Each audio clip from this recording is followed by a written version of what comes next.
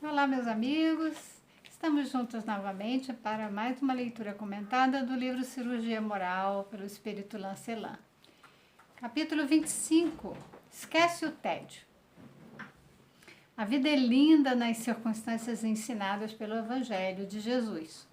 O Cristo de Deus, como mestre de todos os mestres que a terra já conheceu, trouxe para os homens um punhado de regras superiores, capazes de renovar todas as criaturas comprometidas com as trevas. A gente sabe que Jesus, ele veio nos trazer esses ensinamentos. Ele coloca em termos de regras superiores, que são capazes de transformar moralmente todos nós. É de observação comum que todos nós saímos facilmente da melancolia. Entretanto, logo mais voltamos a ela, pelo simples fato de nos libertarmos pela porta errada.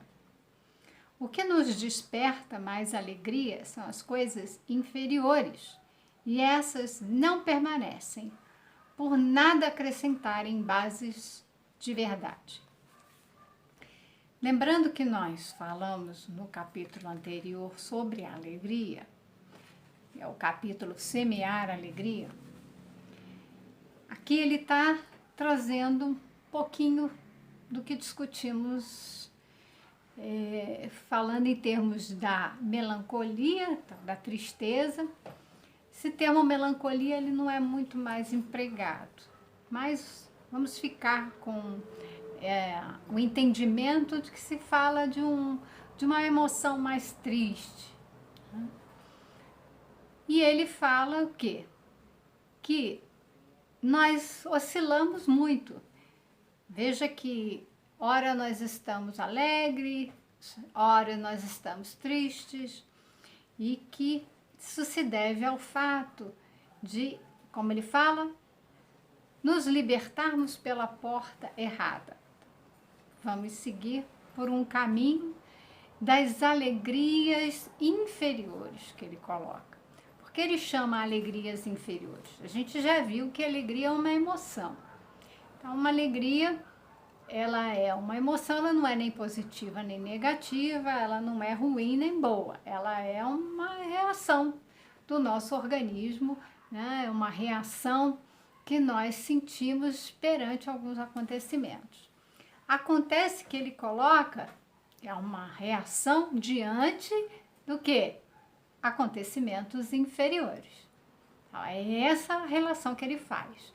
Significa que existam alegrias inferiores, existam alegrias que são obtidas em situações que a gente vai chamar de inferiores. São sensações, é a busca de prazeres da matéria. Deves lutar para ficares livres dos desgostos. Todavia, coloca no lugar deles virtudes que crescem no clima do amor. Para não sentir desgosto, a tristeza, coloca ali algo que cresça, mas então, dentro desse clima do amor, que tudo que cresce no clima do amor cresce bem, frutifica. Se estás com tédio, certamente que irradias ondas de profundo enfado em todas as direções. Se porventura conversas com alguém e este alguém se alimentar dos teus sentimentos inferiores, serás responsável por essa carga imprestável que estás distribuindo aos teus semelhantes. Veja que ele coloca cada um de nós como responsável por tudo que nós emitimos, que nós vibramos. E essa carga vai se juntar a outras. É importante que a gente fale aqui sobre essas emanações de energia, porque nós fazemos, né? Nós emanamos essas vibrações e criamos uma psicosfera. Esse termo psicosfera é justamente um campo mental que a gente já falou, é um campo de energia, um campo mental, aquilo que a gente pensa, aquilo que a gente sente, é tudo vibração, é tudo energia eletromagnética ou eletromentomagnética. Isso pode ser percebido, isso é medido, a ciência, né, a medicina, já mede esse tipo de vibração em aparelhos, como eletroencefalograma. Veja que encefalograma, então ele vê esse campo eletromagnético que é emitido, né, pelo cérebro. A gente também faz o eletrocardiograma. Vão captar essas energias. Por quê? Porque tudo ali tem uma carga energética, uma carga, a gente vai dizer, elétrica, o sistema nervoso, com essas, né, com os disparos ali, tudo de energia. Isso tudo é captado. Assim como o nosso celular tem uma anteninha, ele capta as energias, ele capta essas ondas. Nós também captamos e emitimos e criamos uma psicosfera. Esse tema foi discutido agora no domingo pelo André Trigueiro, no canal dele, o Papo das 9, e ele falou muito legal a evolução toda desse conceito que ele trabalhou, da psicosfera, que cada um tem, e nós vamos juntando. Eu penso, você pensa, o outro pensa, isso tudo vai se somando, vai vibrando, vai criando uma psicosfera que envolve todo o planeta. Então veja que nós vamos criar isso e isso vai atingir os outros. Nós acabamos nos ligando às outras pessoas e tendo uma responsabilidade também no que a gente emite e atinge o outro. Não deves pensar que a vida surgiu por um acaso. Esse argumento nasce do materialismo, em que a ignorância dirige a inteligência, pois o coração está gelado no lago dos sentimentos. Então, se a gente acredita no acaso, essa é uma teoria materialista e então ela não é compatível com o que traz a doutrina dos espíritos. A doutrina dos espíritos, ela tem a intenção de combater o materialismo, para que a gente possa compreender que existe uma vida espiritual e mais do que isso, que nós somos seres espirituais em evolução. Então, a vida aqui, ela deve ser uma vida dirigida para a aquisição de valores espirituais. Então, a vida é uma engenhosa expressão de Deus, que por enquanto não pode ter todos os segredos revelados. A gente sabe que o nosso conhecimento é limitado pela nossa capacidade de compreensão. Nós não vamos avançar muito, né, se a gente realmente criar rebeldia, resistência. Então, nós precisamos trabalhar moralmente a nossa transformação moral para que a gente possa conjugar com a nossa inteligência e avançando no sentido de uma construção de um mundo melhor, né? Um mundo em que nós vamos viver um bem-estar, né? Estamos a caminho da felicidade, mas isso tem que ser limitado porque a nossa inteligência sem a moral, ela pode caminhar rumo à destruição. A destruição do planeta implica a destruição da própria humanidade. Então, nós precisamos começar a refletir sobre isso, porque alterações climáticas, elas afetam a vida no planeta e somos seres vivos aqui. Afeta diretamente a nossa própria existência, a condição de nós encarnarmos aqui. Então, vamos ter que procurar outro planeta para encarnar se nós destruirmos esse aqui. Mas exatamente porque nós temos essa limitação, nós não conhecemos tudo, nem tudo nos é revelado, porque não temos essa capacidade, nem tudo nós podemos. A lei de Deus, o livre-arbítrio que a gente tanto fala, nós temos essa liberdade de escolha bastante limitada. A gente acha que tem total liberdade, não tem. É bastante limitada. Por quê? Porque exatamente pela nossa ignorância, pela nossa incapacidade de fazer boas escolhas. Nós ainda caminhamos fazendo escolhas, como ele colocou, aqui ó, que ele fala da porta errada. Fazemos escolhas caminhando no sentido de alegrias vulgares, né, no campo material, das sensações, dos prazeres, e não cultivamos valores eternos, não cultivamos os ensinamentos de Jesus, nós não praticamos o amor. Com isso, nós colocamos em risco tudo que nos cerca. As leis divinas, elas vêm também como uma lei de um pai que vai dizer não para a criança pequena que está pondo em risco a própria vida. O pai e a mãe, ao educar os filhos, ele tem essa autoridade. Existe uma lei de interdição. Ele vai dizer, não, isso não pode fazer, porque isso aqui é perigoso e você ainda não compreende.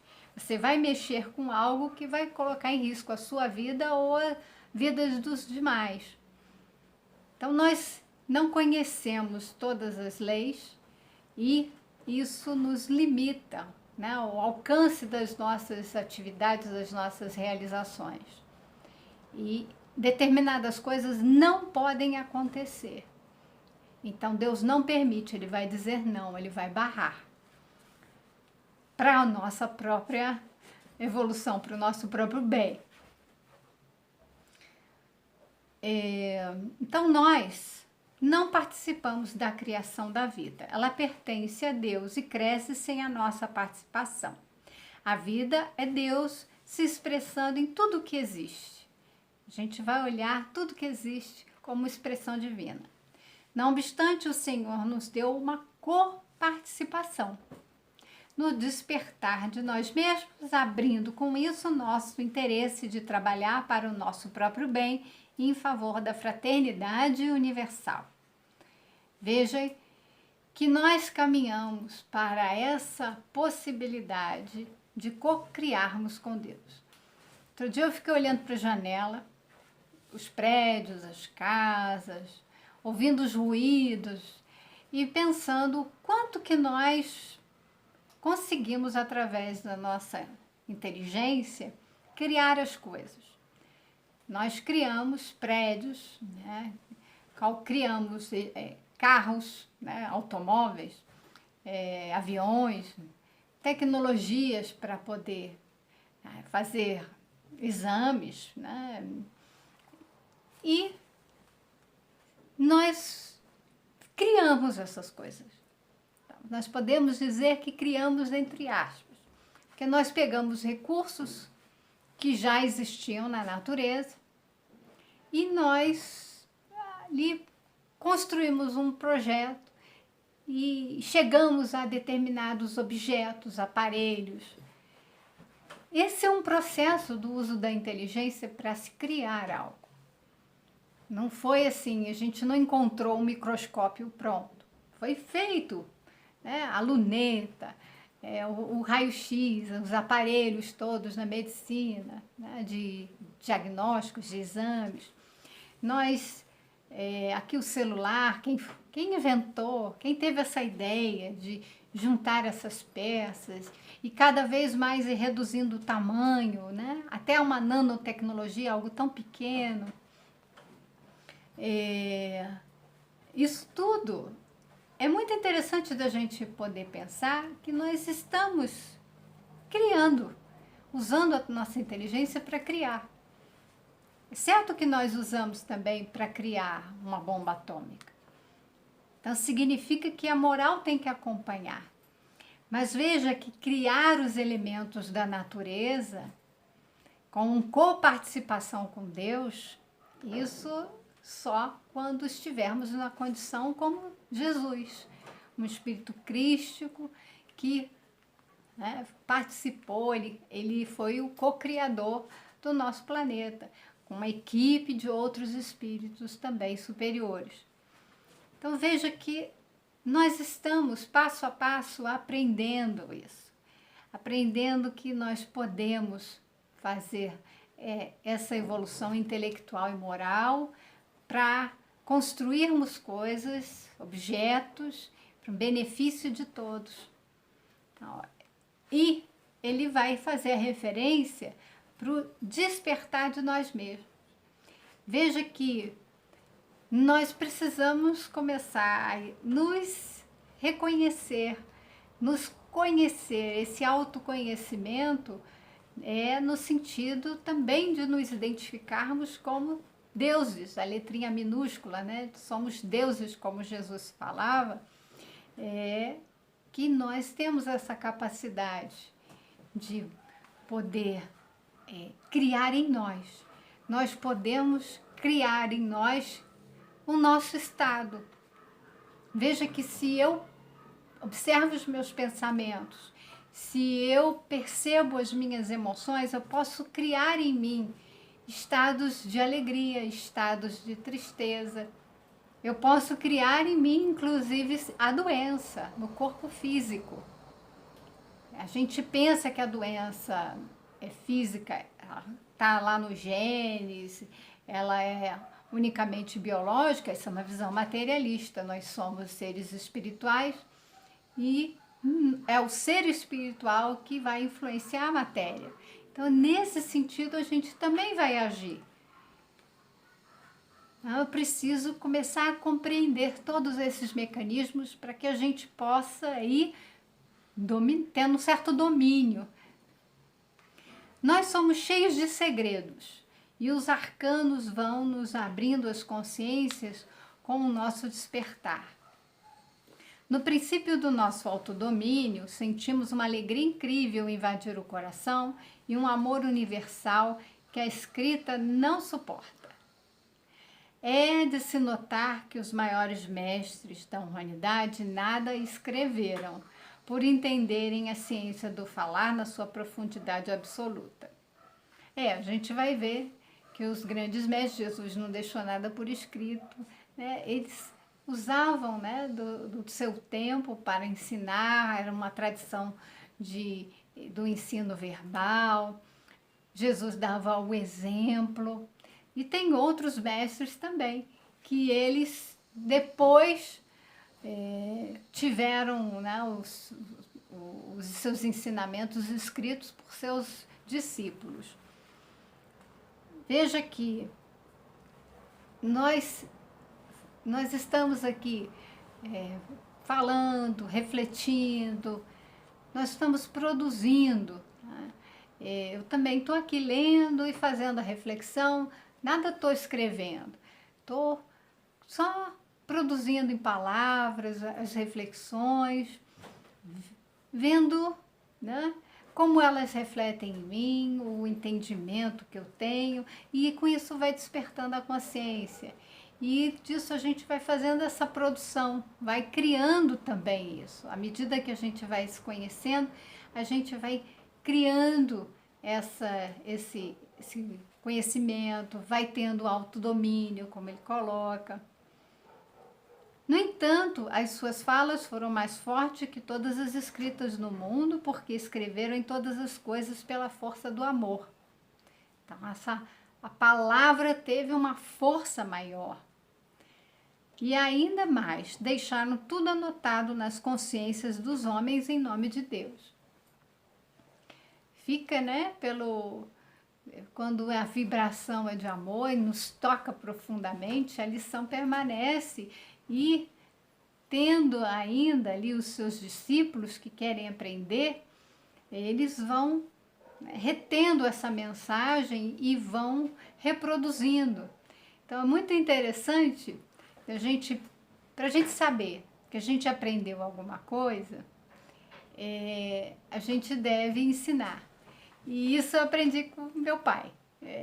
Meu pai dizia, e depois, mais tarde, a gente vai estudando e vai vendo que outros também dizem isso, como metodologia de ensino, que a gente consegue reter, né, o conhecimento.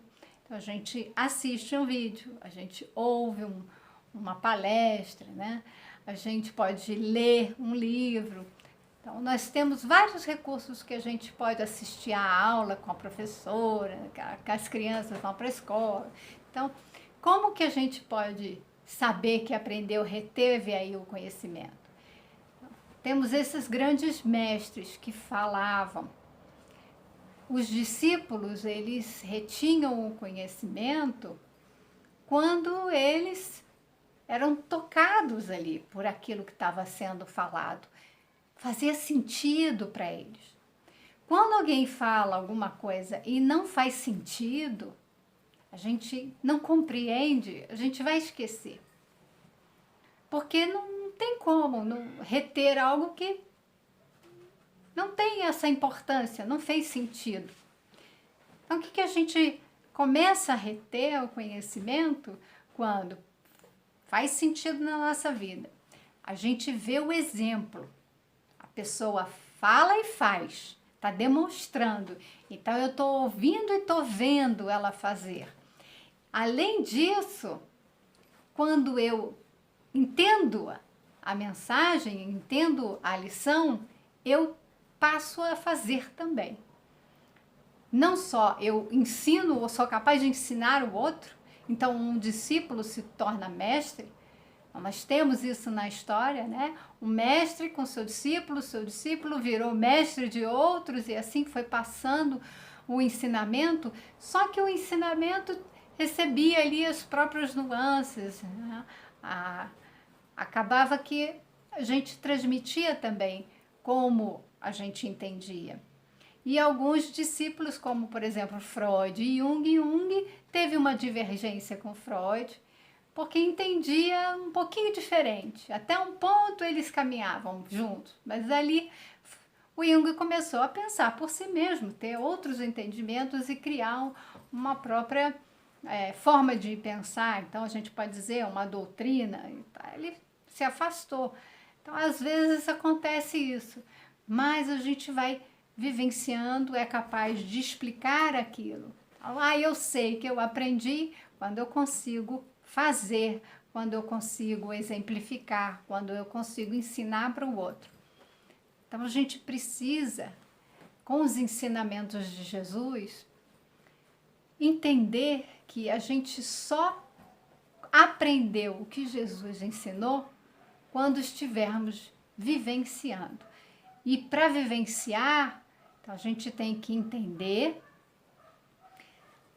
entendendo, né, aquilo faz sentido, começa a tocar os nossos sentimentos, nosso coração. Por isso que ele fala pela força do amor. A gente passa a amar aquele conhecimento. Por isso que a filosofia também é o amor pela sabedoria. A gente passa a amar aquele conhecimento porque ele nos toca fundo. E amando aquele conhecimento, né, sendo tocado, a gente passa a fazer, passa a também ensinar e exemplificar.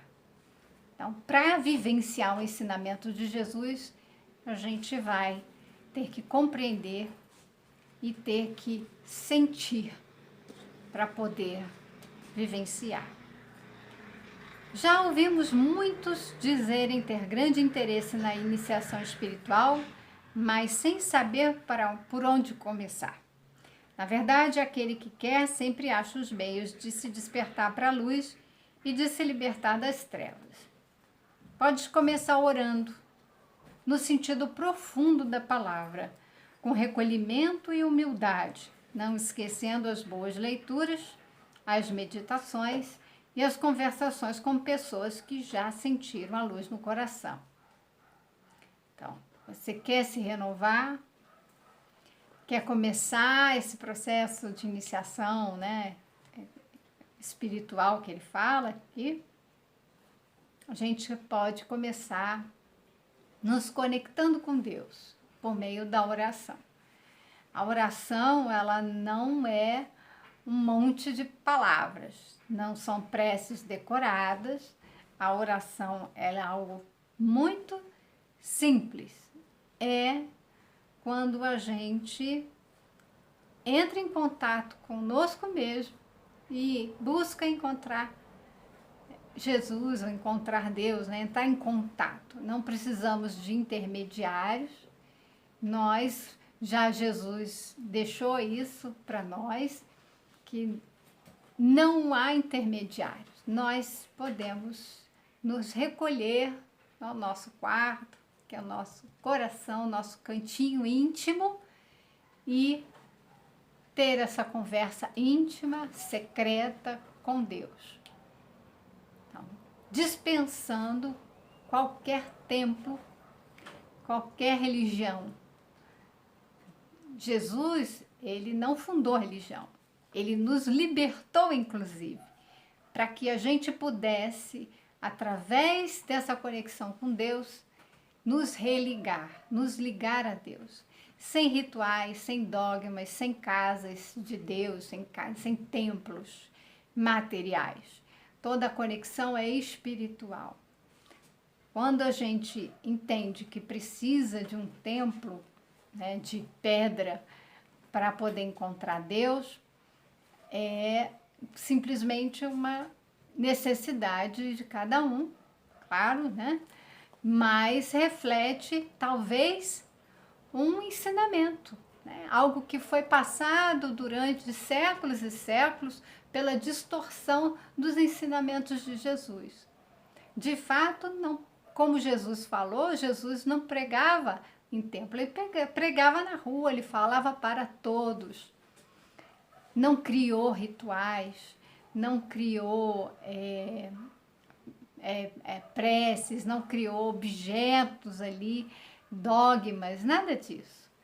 Havia muita liberdade, simplesmente era o encontro de nós com o nosso Criador. E com os séculos a mensagem de Jesus foi distorcida e chega até nós, né, e que nós somos também frutos dessa cultura e dessas gerações, né, reencarnando e desencarnando e nos tornando religiosos, e, enfim, nós trazemos isso muito impregnado, a necessidade, então, de ter esse encontro com Deus num templo religioso, como se Deus estivesse ali. Lembrando, então, que Deus está em todos os lugares e principalmente em nós. E é em nós que precisamos encontrar Deus. Todos conhecem os homens superiores pela vida que levam e pelo que fazem e falam. Junta-te a eles, que o resto te será dado por acréscimo de misericórdia. Deus nos coloca sempre nos caminhos que desejamos, por pensamentos, palavras e atos. Começa o teu dia libertando do tédio que embaraça o teu roteiro, da melancolia que te estraga a tua vida e a vida dos que te acompanham. Veja que ele coloca aqui para a gente buscar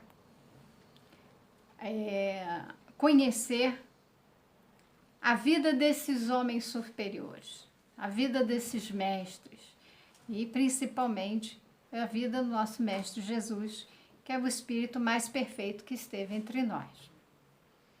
Ver o que eles falavam, o que eles ensinavam e principalmente, né? Quais são os ensinamentos de Jesus? Conhecer em profundidade para fazer o sentido na nossa vida, bater lá no nosso coração, aquecer o nosso coração, para que a gente possa se juntar a Jesus. Né? Como? Vivenciando. Aí cabe que a gente tem que começar a agir, a trabalhar nesse sentido de também fazer o que Jesus fazia. Uma vez ou outra acontece alguma coisa, e também foi baseado num título de um livro, me indagar, né? Fazer essa reflexão, esse questionamento. O que Jesus faria no meu lugar? O que Jesus faria nesta situação? Para que a gente possa responder essa pergunta, a gente deve conhecer em profundidade os ensinamentos de Jesus. E se a gente quer seguir Jesus, reconhecendo que Ele é o grande mestre, Ele é o modelo e guia da humanidade, e que ninguém vai ao Pai senão por Ele, teremos que cumprir ali com os ensinamentos de Jesus, principalmente o amar ao próximo como a ti mesmo. Num momento em que a gente vive, ele fala o tédio, a melancolia, e ainda digo mais, assistindo a entrevista do Leandro Carnal, que é o professor de história, ele já saiu da Unicamp, mas o professor lá, e ele também é um comentarista da CBN, e estava justamente falando pela CBN, e o quanto que impressiona os discursos de ódio presentes no momento em que nós vivemos. E eu tenho percebido isso também, quando ele falou, aquilo foi não foi algo que eu constatei, mas foi algo que foi confirmado. Então, algo que eu já estava pensando, ele confirmou ali. E são discursos de ódio que nós temos vivido nesse momento. De haver, né, toda uma disputa, se não pensam como eu penso, a pessoa está errada, ela deve ser abolida, afastada, existe até a expressão de você cancelar o outro, sendo que nós estamos julgando o tempo todo o outro a partir da nossa perspectiva, do nosso olhar, e não estamos só nos limitando a isso, nós estamos proferindo discursos de ódio, né, de violência. Então, precisamos nos libertar desses momentos de nos colocarmos de uma forma assim, ele fala em tédio, né? A gente está olhando para a vida de que forma? Eu não sei o que eu faço da minha vida. Então, cai numa falta de propósito. Viktor Frankl também vai falar dessa crise existencial. Então, é de um vazio, de não saber para que eu estou aqui, o que eu tenho que fazer. E desse vazio existencial, cair ali, ou numa angústia, ou então na melancolia, como também o Lancelin coloca, que nós precisamos começar a perceber isso em nós, né? Para que a gente não entre nessas portas erradas e fique mais perturbado ainda, né? Então, trabalha dentro do teu coração para incentivar a alegria. Vê o sol na manhã ou as estrelas na noite, terás um símbolo mais perfeito da felicidade. Contempla as flores ou observa uma criança. Que a alegria irá despertar o teu íntimo na espontaneidade da própria vida. Veja que a própria vida é a expressão divina.